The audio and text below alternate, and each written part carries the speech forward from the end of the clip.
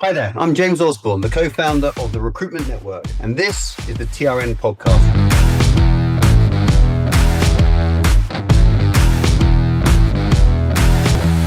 Every week, we unpack the strategies, the technologies, the processes and mindsets fueling today's top-performing recruitment agencies. We take a look behind the scenes of some great recruitment businesses. We listen to the real-life stories of those who have built those businesses, and we learn from some of the industry's greatest thought leaders to help you become both future fit and future relevant.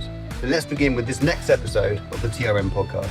So we're talking about innovating your BD strategy. Again, I've been doing business development for 25 years in the recruitment sector. I don't think it's only particularly changed, if I'm honest with you. I don't think that the principles behind business development have particularly changed, but it's how we approach it, how we do it, and the way we're doing it, I think, is evolving and changing. I think this is really important to understand that as much as anything else. So is this innovation? I don't know, maybe not, but it's about actually doing the stuff that works right now as much as anything else. Just very quickly, for those of you who aren't familiar with the Recruitment Network, and maybe this is your first time engaging with us, our objective is very simple. We work with recruitment organizations to help them maximize their performance, productivity, and profitability. And we have 3 tiers of membership: Solo, Plus, and Club. And we'd love to invite any of you who aren't members of TRN to get involved and come and join the community. We're having a lot of fun at the moment, a lot of really interesting stuff going. I think this is one of the most exciting times to be in the recruitment sector that I've ever been in, just about. And I think some of the things that we're doing at the moment with the members is really quite exciting. Not only are we doing stuff online, obviously we're doing stuff that's face-to-face. This was our summer retreat. So some of the members at our summer retreat. Our next retreat is actually on the 7th and 8th of July. We've taken over an entire hotel and spa in the beautiful Stratford-on-Avon for a couple of days. We'd love you to come along to that. It's free to club members. So if you're interested in joining us for that, let us know. We've got some spare tickets for some non-members. If any of you are interested in maybe joining us for that as well, so do reach out to me if you're interested. At our last event that we ran actually in London, we were talking a lot about this thing called the recruitment revolution and this evolution of our industry. I think it's changing. I think our industry is changing significantly. I've just come back from Cape Town, where I was chairing the World Employment Confederation conference. And again, there's a hell of a lot of change that's coming our way right now. And I think it's really, really super exciting if you understand it. So I think we're going through a bit of an evolution and a bit of a sort of revolution in what we're doing, which is why all the training courses that we're running at the moment, our Rumbles and our Trailblazers with the recruiters, again, which are all free to our TRM members, to me, are all focused on how do we become future fit? How do we have the right skill set to be able to transact, to be able to do business development in these types of markets, which is very different and getting more and more different as well. You'll also find a lot of this content on the TRM World platform, which is our platform dedicated to the membership. And we've got something very exciting to announce about that over the course of the next couple of weeks. You'll find out a bit more after Easter. And just one last thing to say, if you are looking at joining a community like TRN, one of the really important things about it is the collaboration. We're doing a lot of collaboration at the moment. This is one of the members who back in June last year was just talking about they've done about £1.1 million worth of new business just by working with other TRM members across the community. So this is as much about learning and developing and improving your strategies as it is about actually working together as a community and coming together to try and solve these problems together, sort of stuff. So hopefully you'll find that quite interesting. So if you're not a member of TRM, come and get involved. We'd love to welcome you into the community. But we're going to talk about business development today, and I'm going to keep it fairly top level, but I am going to ask some punchy questions. And one of the questions that's really important to answer is this. I don't know about you, but have any of you noticed how some of the things that you used to do from a business development perspective, well, just don't seem to work as well anymore? I don't know if you've noticed that, but I'm seeing it every conversation I'm having with recruiters, with recruitment business leaders, is the reality is the stuff we used to do just doesn't seem to work. So what the hell is going on? And what are we doing about it, as more importantly? Why is it happening? Well, let's have a look at it. Things like email campaigns and emails, etc., etc. Have you noticed your inboxes, your email inboxes are absolutely exploding at the moment? They're saturated because everybody's now using automations. We're all being sent these automated emails left, right, and center. So consequently, our inboxes are just this absolute horrible place to hang out. So trying to cut through as a recruiter to say, actually, did you get my email? Did you get my email? Did it make sense? Did you read it? They probably haven't even seen it because they're probably backed with all the other rubbish that they're getting every single day. Secondly, there's a lot of stuff going on at the moment. Everybody, every business, every marketplace is trying to figure out what the hell's going on. What's happening with trades, what's happening with Trump, what's happening with war, what's happening with the global economy, what's happening in our marketplace, what's happening with the world of work. There's a lot of stuff going on that people are trying to figure out at the moment, and everyone's trying to prioritize their thinking. Sadly, recruiter is not a priority right now. That's a reality check. So we need to be able to make ourselves a priority in the agenda of our customers and our target customers. And then thirdly, cold calling is a classic example. And I was chatting to a bunch of people about this last week, is that, you can cold call as much as you like, but the reality is if anyone tried to cold call me, you've got zero chance of getting through to me. Not because I'm anti cold callers and all that sort of rubbish, it's because quite simply, my phone's been on silent since COVID. I spend my life in Zoom meetings and team meetings, etc. I bought all those lovely ringtones during COVID, and I haven't used them since because the reality is my phone's on silent. So this is not about saying, does cold calling work or does it not work, etc. Is it right or is it wrong? This is about the reality check that you just won't get through to me if you cold call me because my phone is on silent. And I don't think I'm the only person like that as well. So we're all a bit confused right now across the industry. Recruiters are confused. We're going, does cold calling still work? How many touches should I put in my automations? How do I use LinkedIn? Is LinkedIn now Facebook or is it LinkedIn? What's my process? What's my philosophy? Should I be posting pictures of babies or posting pictures around work, or how does it work? Why doesn't anybody reply to my emails and so on and so forth? And there's a lot of questions that we're asking and we're being asked at the moment, and we're helping our members answer these. But these will be questions I'm sure are going around in your mind. But the reality is the world of BD is changing, and significantly. And I use this expression a lot. I've been using this for years, which is what I refer to as the purple cow effect. I'm sure some of you are familiar with it. If any of you know me, I've been talking about this for probably 20 years now. And the purple cow concept is really simple. Imagine you're driving down a road in the countryside in the UK or wherever you are, and you look outside your window, and there's a whole load of cows in the field grazing, all normal cows. Well, one of those cows happens to be bright fluorescent purple. What do? Well, you probably stop your car, hopefully. Get out of the car, you take a photograph, you probably take a selfie, you talk to people about it, you think about it, you become aware of it. And that's called the purple cow effect. In a marketplace that is saturated by competition, that is being saturated because of automations, whichever recruiter is the purple cow will stand out and take market share. Otherwise, you're just like another field of black and white brown cows in a field, and that's the reality. So use that as an analogy. Think about your BD strategy is how are you becoming a purple cow so you actually get noticed, so you actually stand out in the first place, so you have the opportunity to be able to sell to your customers as well. So the reality is, in today's noisy, what are we calling an oversaturated and automated world, I think it's very, very hard to stand out with just clever words on a script or on an email. You've got to be able to enable your prospects, in essence, to be able to test drive what it's like to hang out with you. Just spending hours and hours and hours writing clever scripts or getting ChatGPT to write the scripts for you or whatever, or producing your emails and so on and so forth, is just not necessarily going to work. We've got to get our customers to experience what it's like to hang out with us, and probably in a different way. For those of you, some of you on the call have already got a copy of this, you would have seen it. We built a BD playbook at the back end of last year, I should say, which is a guide, a process of how to do business development. If any of you want a copy of it, let me know. Maybe just put a thumbs up on the chat here or something and let us know, and we'll make sure we get a tick of all those of you who want a copy of it. And we'll send this across to you. You can have a good look at it. And it's basically, this is a very simple BD process, but it works. I'm not suggesting you follow it to verbatim, but you need to have your version of this BD process. And in fact, some of you know, if you've been working with me, we've just about to launch the hyperscaling program, which is the recruitment RevOps framework, which is a whole new kettle of fish when it comes to doing business development. So building RevOps in your BD strategy, as opposed to just doing classic sort of sales stuff. So again, if any of you want copies of information about this when this goes live, we've got some really cool training courses on this, let me know, and we'll get this across to you. But you've got to build an engine, you've got to build a process, and your process has to be fit for purpose. Otherwise, you end up doing the classic numbers game, which is let's just keep selling, let's just keep cold calling, let's just keep sending out emails, and hopefully something might stick. And it ain't going to work as well as it could do. It's certainly not going to get the traction that you're looking for. This doesn't mean traditional sales activities aren't working. Let's just be really, really clear on this.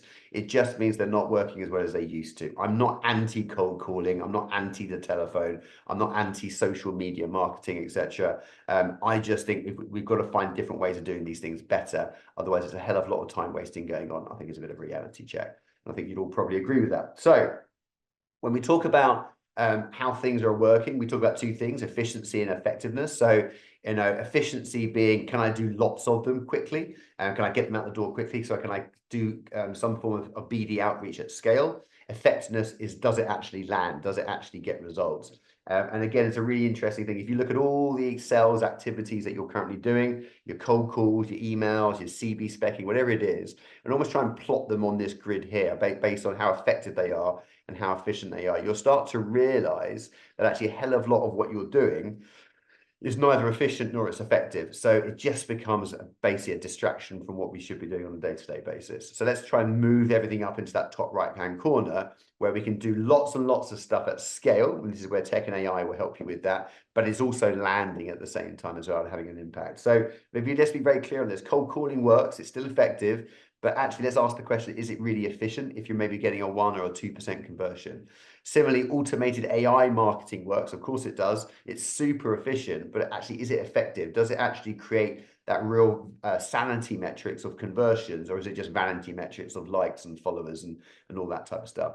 The key to obviously all of this is to make sure you've got cold calling linking together with your marketing. So you're building an engine, a machine where it's all working together and it's all driving conversions and outputs, etc. And let's be very, very clear on this, a bit of a warning. If in the first place you're rubbish at cold calling or email outreach or CV specking, pouring AI and automation on top of that is just amplifying the fact that you're crap at cold calling, email outreach, and CV specking. Let's be honest about it. And that's exactly what our industry has done in 2024. Last year, we spent so much time amplifying, doing automations, at mass scale, sending out emails that were just rubbish. And then when we're wondering why we're not getting A, result, but B, why people are thinking less and less and less of us at the moment. And that's something that's got to change. And here's a quick example of it. This is what a recruiter or a recruitment business that came to me. They were so proud of this because they built out this automated email campaign schedule. They actually got someone, and they actually paid someone to produce this for them. And this, when you see it on the screen, is two things. A, it's probably very similar to what all of you have been sending out, or certainly a lot of our industry have been sending out on a day-to-day basis. And secondly, it's just really rubbish. This is not going to work. That classic send an email, wait 3 days, send another one, still hiring, send another one, wait 3 days, should I stop reaching out to you? All this type of stuff. We're seeing this day in, day out. It's getting spammed, it's getting ignored, it's getting put in your junk folders. So let's make sure that the quality of what we're sending out is good in the first place, but certainly before you start trying to automate it for that matter as well. And then let's make sure that you're using all the free tools that are around there available to you to make you better in the first place. And I can like some really good examples of this.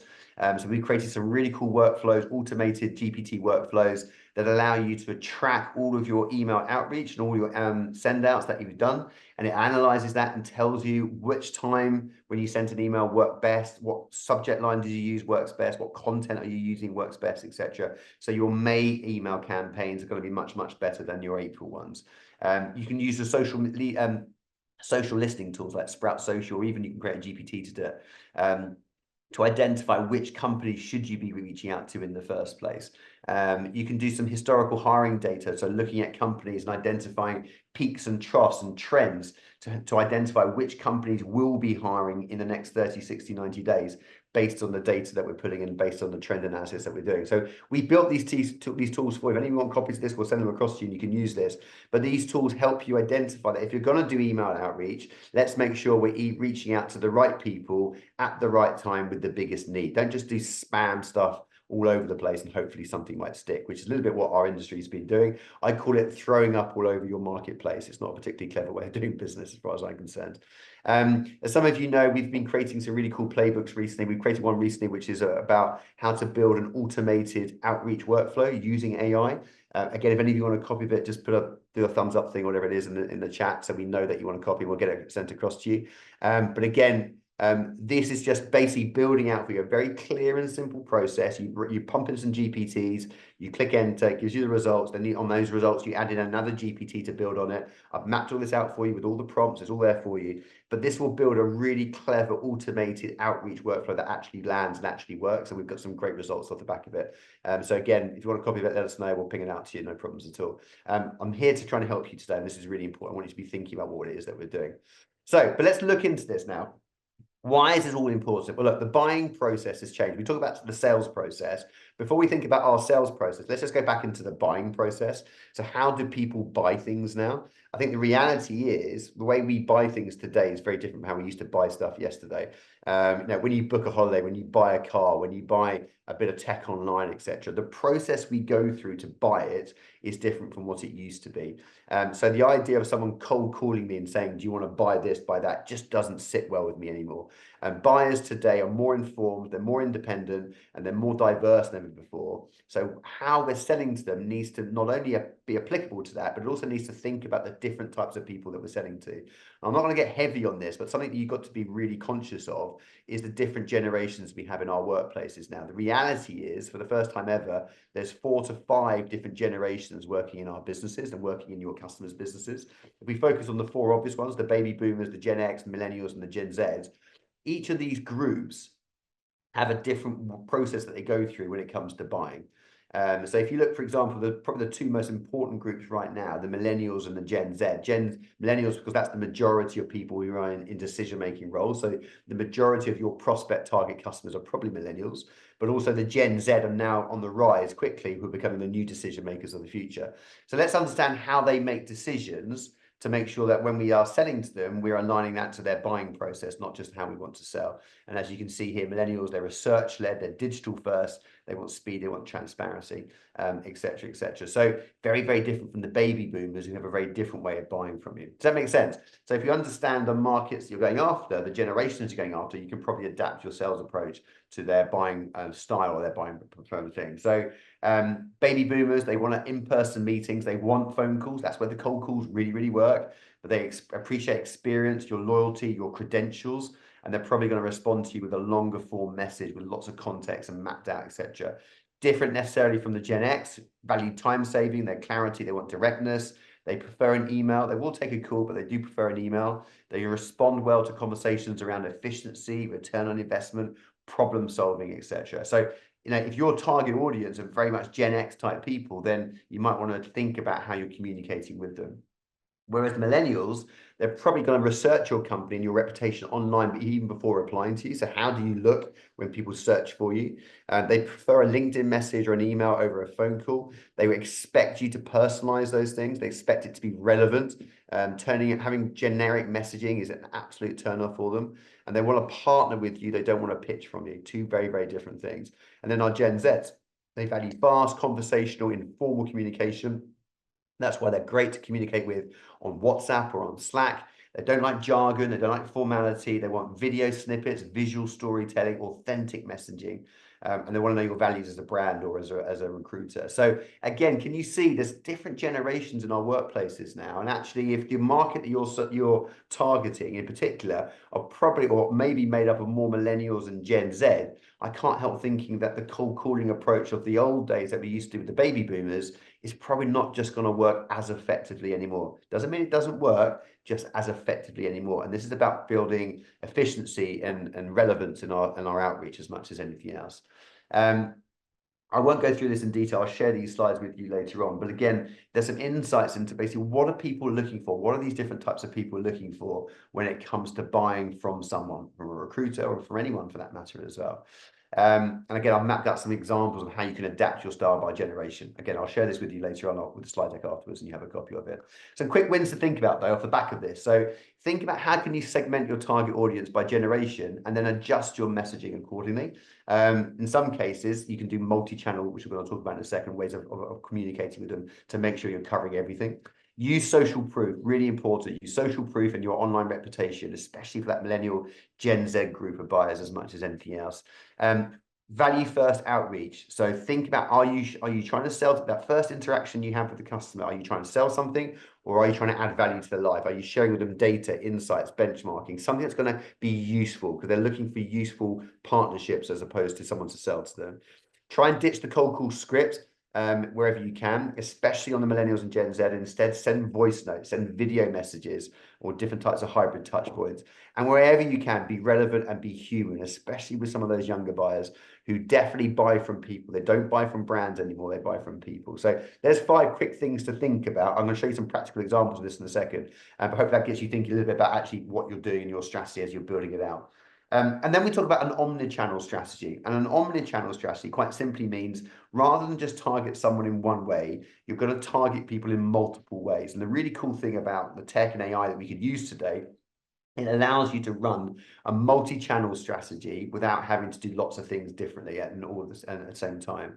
So if you think about it, buyers like to move around. There's a bit of fluidity between where they go to make buying decisions, whether it be, I like to receive an email, tomorrow maybe a LinkedIn message, maybe a WhatsApp message, maybe go to your website and check it out. Maybe it's to meet you at an event or a one-to-one and so on and so forth. So if we want to build relationships and win trust, we need to meet them where they are. So if they're hanging out on LinkedIn, we're going to go to LinkedIn. If they're hanging out on emails, we're going to go to emails, etc. So we need to understand them a lot better and then build a multi-channel, omni-channel strategy. And again, I'm going to show you some examples to be able to do that. So a very basic example, this is not a real one, but a very basic one. So imagine this for a Gen X or a millennial client. You're going to do a LinkedIn connection with them with a nice tailored note referencing something in their company or in their sector. You're then going to follow up them with a value first email. So some market insights and talent benchmarking, whatever it might be. You'll then drop in a LinkedIn comment or a like on one of their posts. So you're creating a nice bit of soft engagement with them to start to build up a relationship with them. You'll then send out a short video or a voice note to explain how you might be able to help them. Maybe you're going to offer them a 15-minute virtual catch-up or a coffee or an insight call, and then maybe a follow-up email with some salary surveys or a case study, etc. And again, at no point here have I picked up the phone to do a cold call. I'm not saying cold calling doesn't work. I'm saying in this instance, this might be a really nice strategy if you want to reel in a millennial or a Gen X type person. Now, the key with this is that you can do this at scale. If it's mapped out and built out properly, using tech and automation, you can actually run this whole program and campaign at scale. So at some point, you can pick up the phone and interact with them, but you're engaging with people who have already gone through this nurturing process first. Does that make sense? Hopefully that gives you some sort of sense, but you can see how it's about using different platforms and different processes to build out your sales channel. It's not just about hammering the same thing all the time. So let's go back to the basics. Let's call back the new basics, because the basics will always work in sales. That will never, ever change. The principles of business development will never change. It's how you deliver them change. And that's why the basics are so bloody important. And you'll find a lot of this, those of you who have got copies or access to our Future Fit program, is where we've mapped out all of the skills a future fit recruiter needs to have in 2025, 26 to be a really bloody good recruiter. We've broken it down into the different areas, from sales, obviously, to sourcing and everything else, and AI and all that sort of good stuff. And then we've created a whole training program of courses and content and live sessions for you in each of those different sections. So that's all available to members of TRN, help yourself to that. But this is what we're talking about how to be future fit as much as anything else. And I'm going to focus on 3 things that I think a future fit recruiter is doing really bloody well right now. All begin with V. The first one is value. And this is about adding value to your target audience. As far as I'm concerned, everything you do in the sales process, from the top of the funnel down to the bottom of the funnel, is all about adding value to your target audience. If you want to build up a relationship, if you want to build up trust, if you want to nurture your customers from top to bottom of the funnel, they've got to buy into you. And the way they buy into you is that you give them value. You share value with them all the time. There was a really interesting survey by Pricewaterhouse that talks about why people buy and pay more for things that they can get cheaper somewhere else.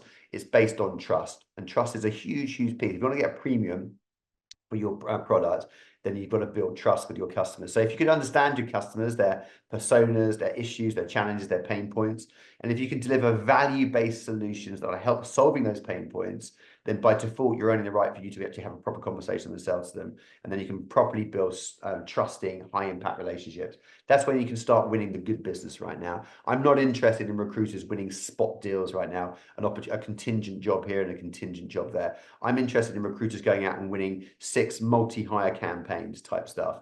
And you can't do that unless you're building up trust and rapport and relationship with your customers in the first place, because they won't just want to give you that type of business.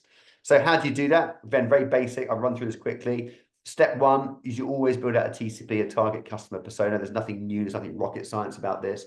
But what do you know about your customers? Identify your customers, your ideal customer profile. We've been doing this for decades in marketing. It hasn't gone away. Please, please do this. You can get ChatGPT to help you with it if you need to.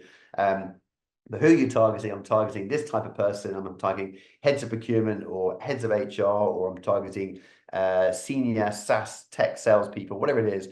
And let's map out what we know about them. Where do they hang out? What content are they looking for? What hashtags are they searching for? Et cetera, et cetera. What are their challenges, their pain points at the moment? How do they make decisions? Because if we know that first, we've really thought about it, then we can really start building out a strategy that's going to land a hell of a lot better.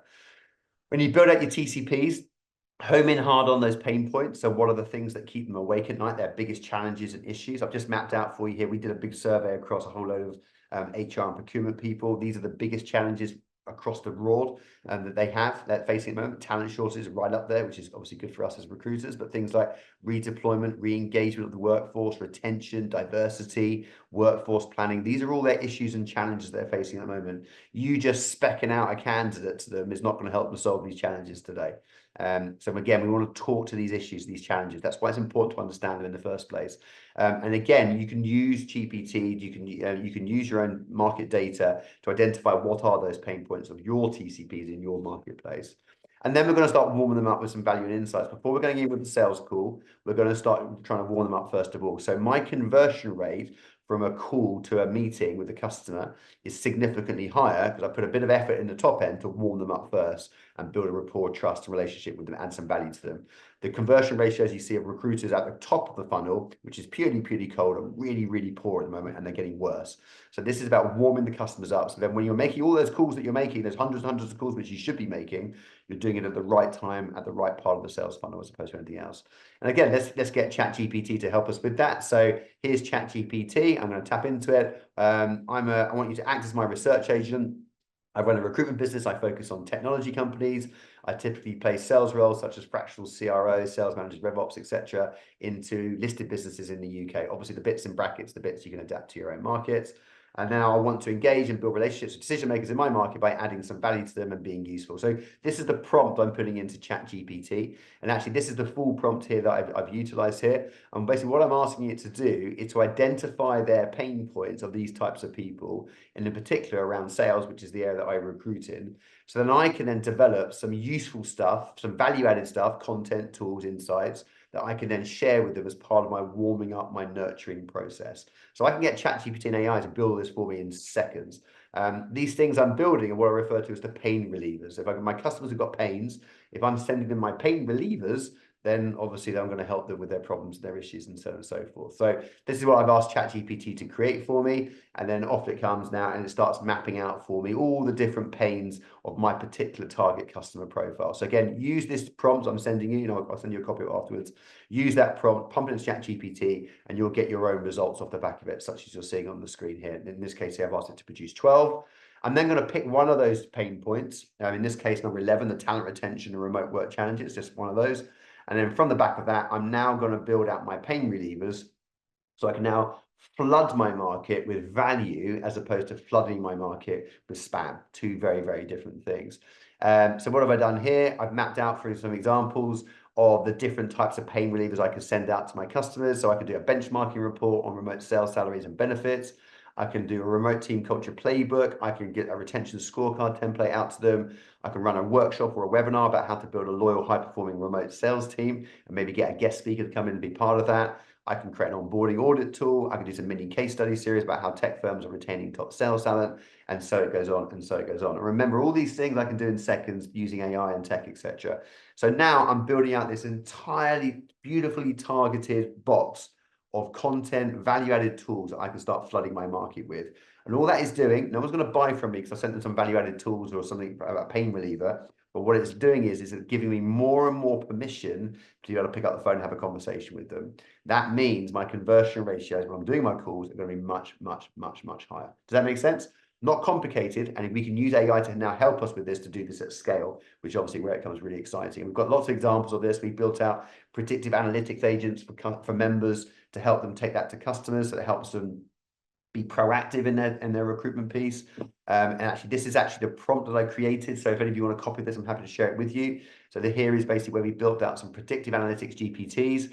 There's about 10 or so, I think, different GPTs.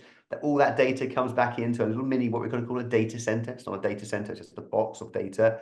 We're going to get ChatGPT to analyze that data for us. We're then on the back of that, it's going to create some commentary, some visual reports, and some content I can now use in my outreach and automate in that process. So again, the heavy lifting is all done for you here. This is not complicated. But can you see the difference about positioning yourself as a a thought leader in your industry, adding value to people. So when I pick up the phone, you're probably going to want to have a chat with me, as opposed to I'm just another recruiter that spammed you with some automated email campaign, and I think I've now earned the right to cold call you and get a conversation out of you. It's just not the same anymore, and I think that's a bit of reality.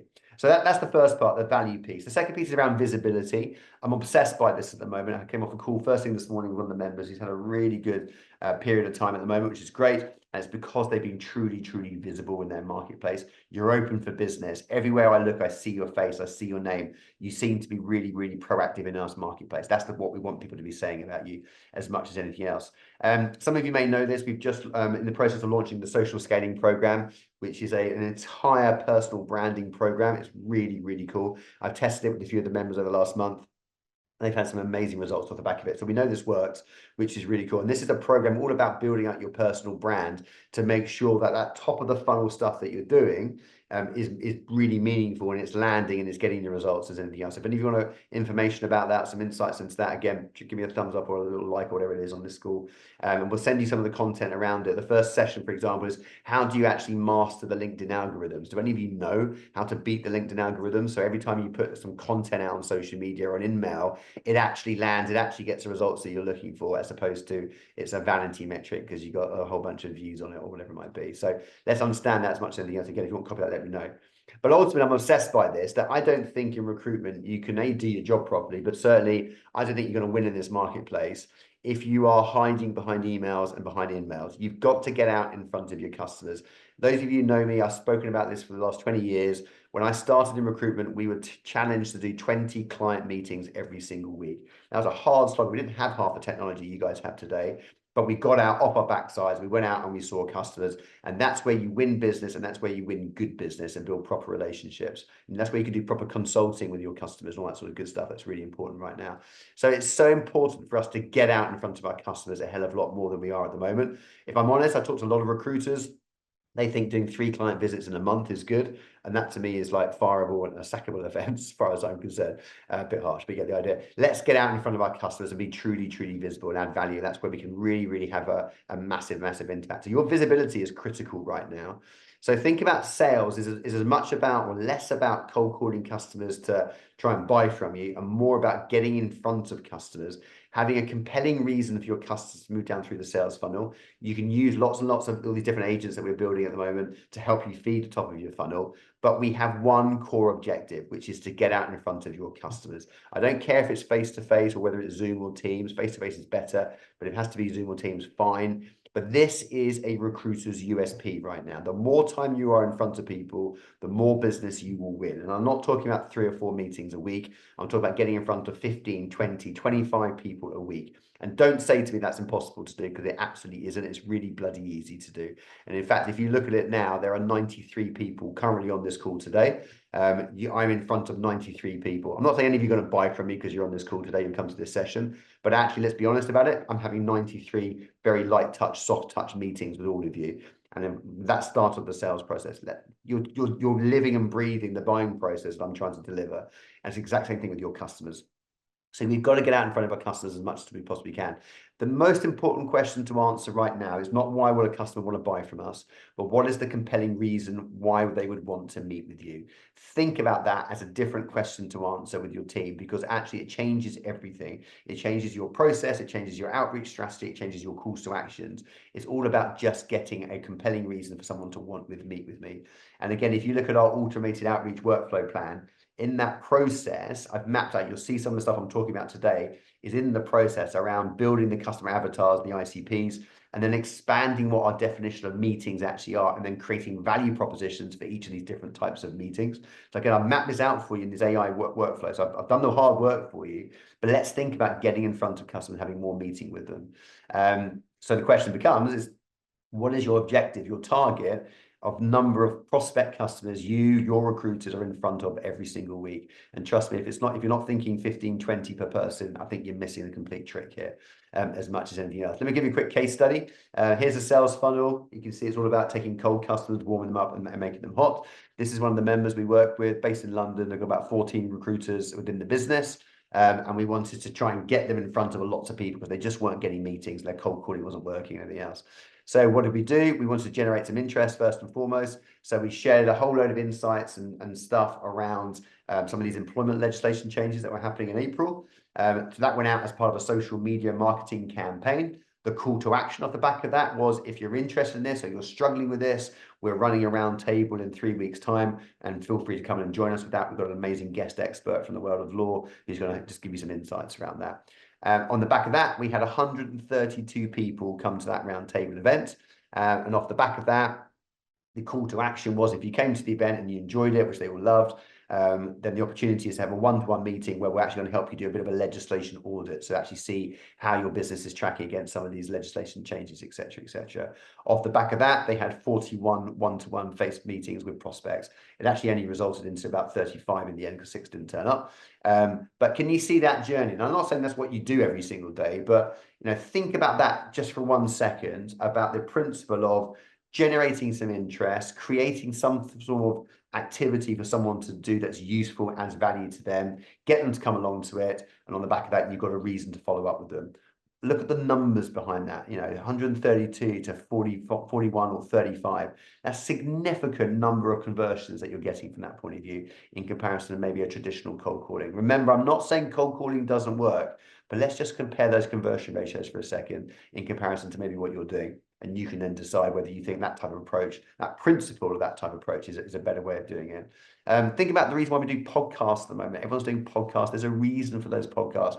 It's not because of the vanity stuff about what it makes you look like on a screen or the people who like it on your social media profile. It's about your ability to get in front of brilliant people, decision makers, in a really, really quick and easy sort of way. Here's some stats for you. This came from Cognizant. Out of 100 cold calls that a recruiter can make, you can probably expect maybe around 2 of those calls to turn into warm leads.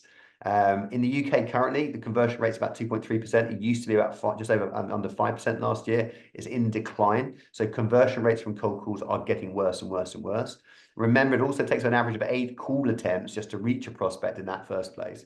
And then once you've got them as a warm lead, out of that 2 out of that 100, you can then presume 20% of that 2 will then convert into some form of a sale. That's a hell of a lot of cold calling that you need to do to get a sale on right now. I'm not saying it doesn't work. I'm just saying you've got to do shed loads of it if you want to get any results off the back of it.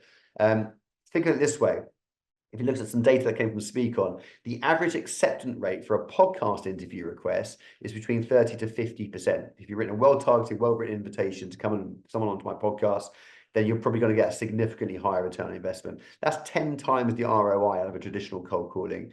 And again, you're going to get the same conversion ratios as much as anything else, but look at that stat. How cool would it be to do a bunch of sales activity and get 10 times the results that you were getting previously?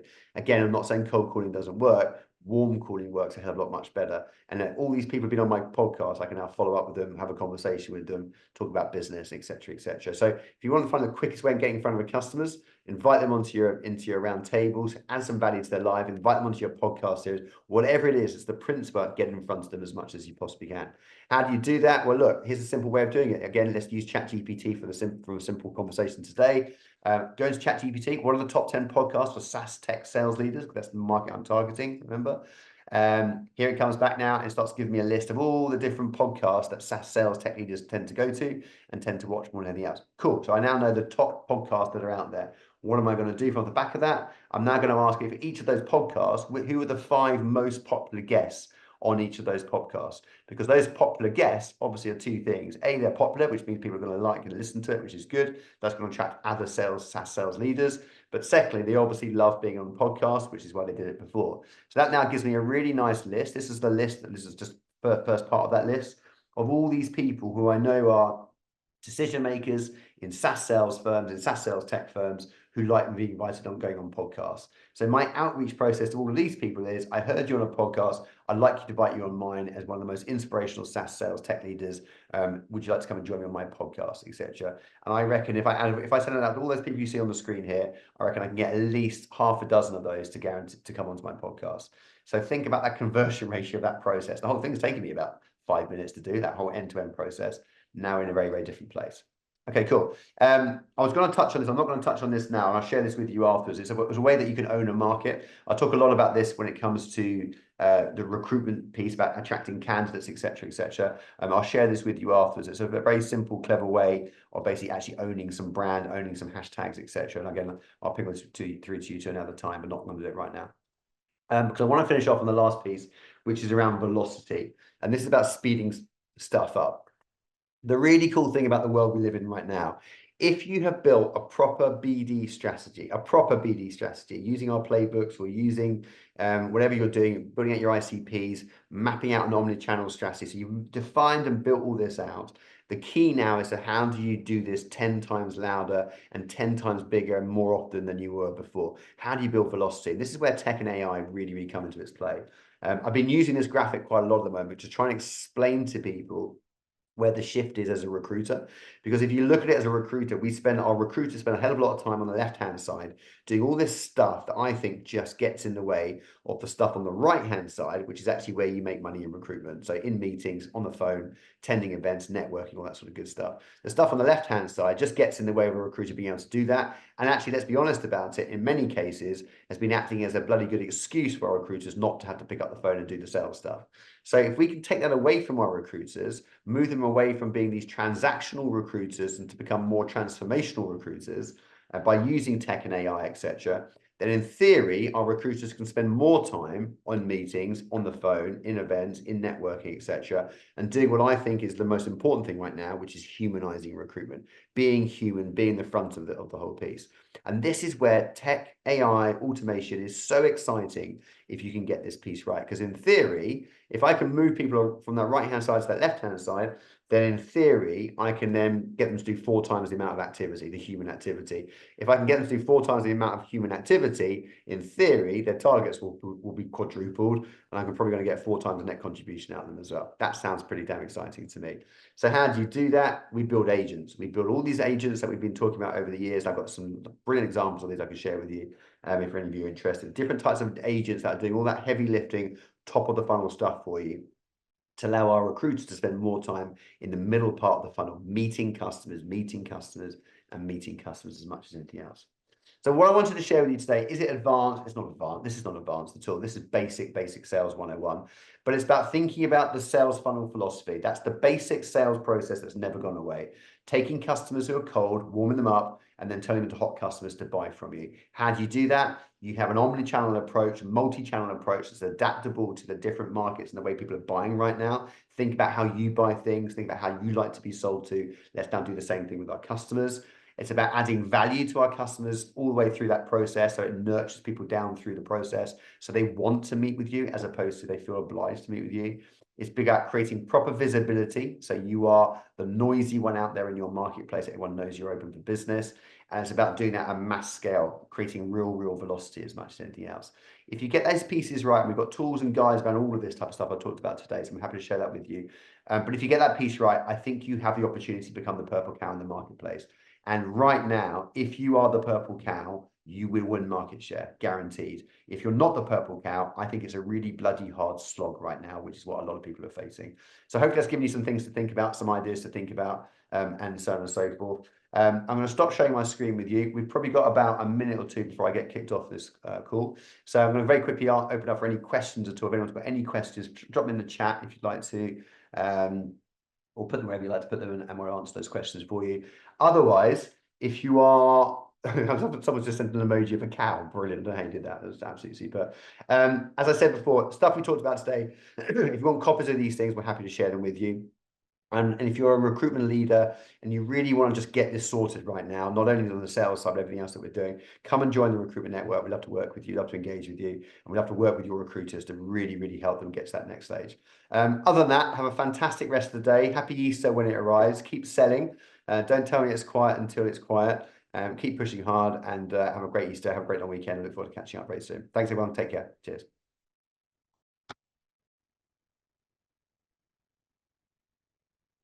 And that's a wrap for this episode of the TRN podcast. Thank you for listening. And make sure you grab the free episode toolkit. All the links are in the description. And click follow in your podcast app so you can get notified of our next episode. If you want to get more out of your business and your people, then please unlock 30 days from our platform, TRM World, for free. And help yourself to all our training content, our guides, our templates, and peer insights. You can get started at trmworld.com/trial. And finally, if you found this episode of the TRM podcast of use, please share it with your network and tag TRN on any socials with your takeaways. Otherwise, message us directly if we can help in any way. We do reply to every question. Otherwise, we'll see you next week on the next TRM podcast.